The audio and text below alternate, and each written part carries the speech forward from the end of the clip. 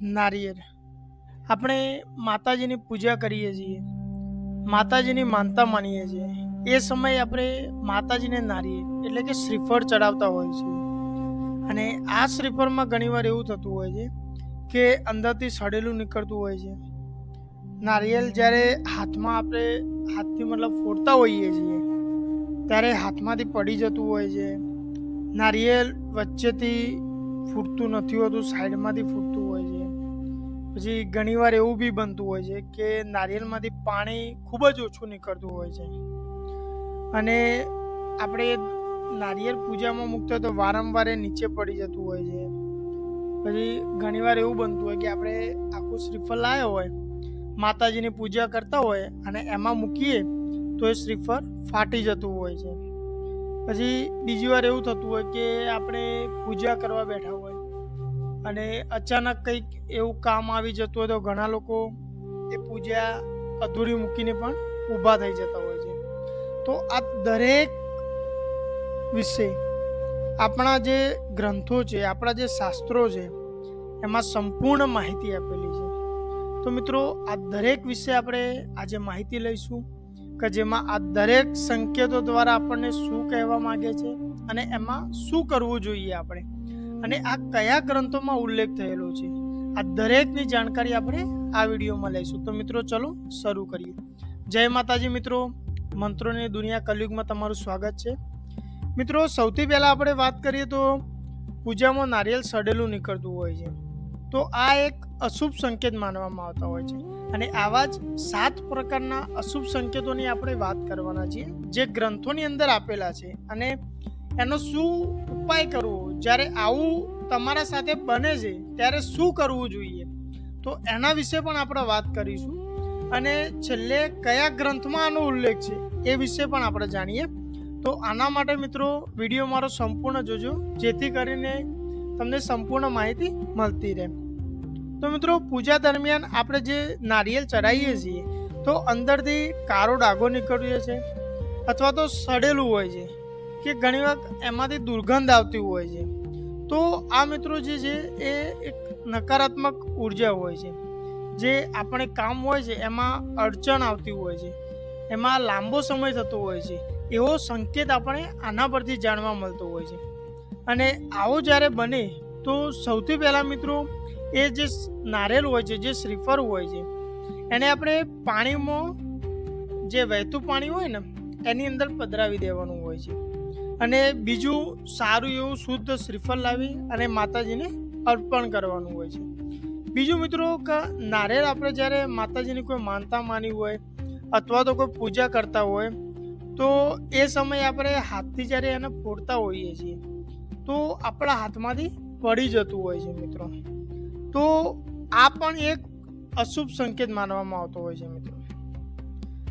જો આપણું ધ્યાન પૂજામાં સંપૂર્ણપણે હોતું નથી અથવા તો કોઈના કહેવાથી કે કંઈ બીજી રીતે આપણે જ્યારે પૂજા કરવા બેસતા હોઈએ છીએ, આપણા પર કોઈ જાતનું દબાણ હોય કે એમનેમ ખાલી કરવા ખાતર કરતા હોય, આવું જ્યારે કરતા હોય ત્યારે આપણા હાથમાંથી આ શ્રીફળ પડી જતું હોય છે મિત્રો।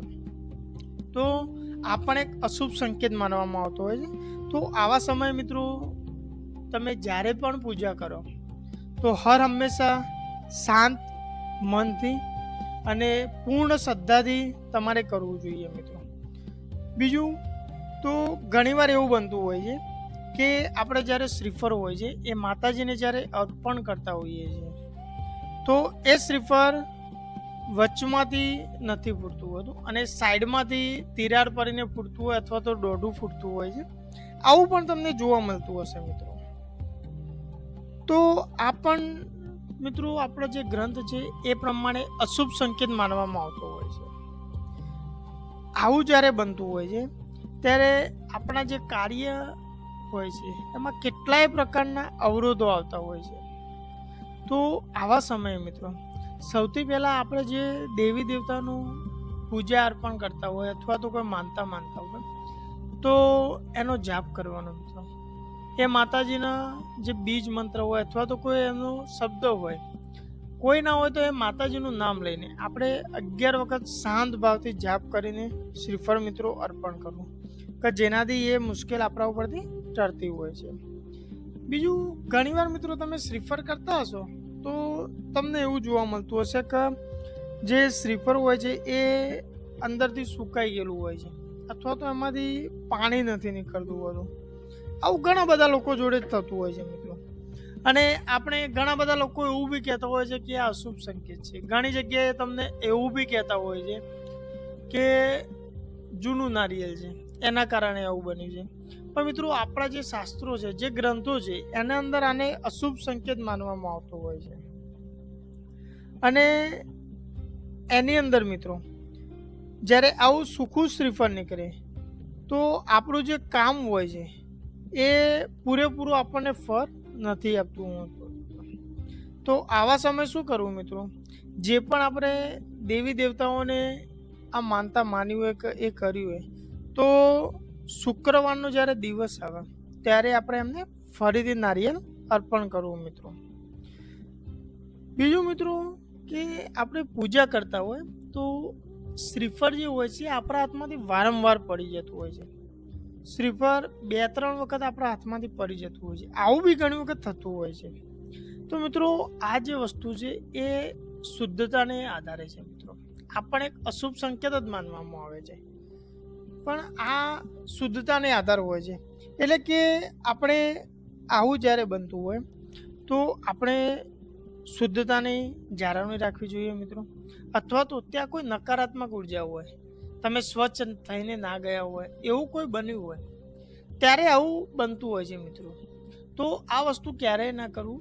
હંમેશા તમે પવિત્ર સ્થાન ઉપર જાઓ તો સ્વચ્છ અને પવિત્ર થઈને જ મિત્રો જવું જોઈએ. તો આ વસ્તુથી ખાસ મિત્રો દૂર રહેવું જોઈએ. બીજું, કે આપણે જ્યારે શ્રીફળ ચડાવતા હોઈએ માતાજીને તો શ્રીફળ એ પોતાની જાતે ફાટી જતું હોય છે. તમે ઘણીવાર જોતા હશો કે શ્રીફળ ઉપર તિરાડો પડેલી હોય છે અને ફાટી જતું હોય છે. તો મિત્રો, આ એક ગંભીર ચેતવણી માનવામાં આવે છે. આપણા જે જૂના કાર્યો કરેલા હોય છે એમાં કંઈક ના કંઈક એવું થયેલું હોય છે કે જેના કારણે આપણને સંકટ આવતો હોય, અથવા તો આપણે કાર્ય સફળ ના થતું હોય અને આપણે કાર્ય પાછળ જ પડ્યા હોય તો આ એક અશુભ સંકેત માનવામાં આવતું હોય છે. તો આમાં શું કરવાનું મિત્રો? જ્યારે આવું તમારી સાથે બને ને તો શનિવારનો દિવસ હોય ને તો પીપળાના જે વૃક્ષ હોય છે એને જળ અર્પણ કરવાનું રહેશે મિત્રો. બીજું, કે નારિયેળ ચડાવ્યા પછી મિત્રો આપણે પૂજા અધૂરી મૂકતા હોઈએ છીએ. જે મેં તમને સૌથી પહેલાં વાત કરી, તો માતાજીની જ્યારે આપણે પૂજા કરતા હોઈએ છીએ તો ઘણી વખત આપણે એની પૂજા અધૂરી મૂકીને ઊભા થઈ જતા હોઈએ છીએ મિત્રો. આવું પણ બનતું હોય છે.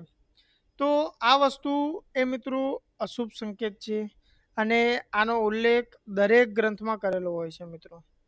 તો સૌથી પહેલાં મિત્રો દૃઢ નિશ્ચય અને મન એ શાંત રાખી અને માતાજીની કોઈ પણ પૂજા કરો તો એને સંપૂર્ણપણે કરવાની હોય છે મિત્રો. આ સંપૂર્ણ જે 7 આપણે અશુભ સંકેતોની વાત કરી એ આપણા દરેક ગ્રંથમાં મિત્રો એની માહિતી આપેલી છે. અને મિત્રો, આવી જ માહિતી મારી ચેનલ ઉપર પણ તમને આપવામાં આવે છે. જો તમે દેવી દેવતાઓ વિશે આવી જ માહિતી જોવા માંગતા હોય, સાંભળવા માંગતા હોય તો મારી ચેનલને સબસ્ક્રાઇબ કરજો. અને મિત્રો, આજે મેં તમને માહિતી આપી એ કયા ગ્રંથમાં આપેલી છે અને એ ગ્રંથમાં આના વિશે શું કહેલું છે એ પણ હું તમને આગળ જણાવીશ મારા નેક્સ્ટ ભાગમાં. પણ જો એ માહિતી ખરેખર તમારે જાણવી હોય તો મારા વિડીયોમાં કોમેન્ટમાં તમે જરૂરથી લખજો મિત્રો. અને જો આ વિડીયોને હજુ સુધી તમે લાઈક નથી કર્યો તો મિત્રો લાઈક જરૂરથી કરજો. કેમ કે આવા સંકેતો તમને અવનવા મળતા હોય છે જીવનમાં. અને આના વિશેની જે આપણા ગ્રંથોમાં કહેલું છે, જે આપણી લોકવાયકા મુજબ ચાલી રહી છે, જે પરંપરા વિશે ચાલી રહી છે, એના વિશેની હું તમને સંપૂર્ણ મારી માહિતી આપવાનો પ્રયત્ન કરીશ. પણ એના માટે મિત્રો જો તમારે કયા ગ્રંથમાં આનો ઉલ્લેખ છે અને કઈ રીતના છે એ જાણવું હોય તો મને કોમેન્ટમાં જરૂર જણાવજો મિત્રો. તો નેક્સ્ટ વિડીયોમાં હું તમને એની પણ માહિતી આપીશ. તો મિત્રો, આજના વિડીયોમાં બસ આટલું જ. જય માતાજી, જય મા મેલડી. મિત્રો, વિડીયોને લાઈક કરવાનું ના ભૂલતા. મારી મેલડી હંમેશા તમારી સહાય કરશે. જય મા મેલડી.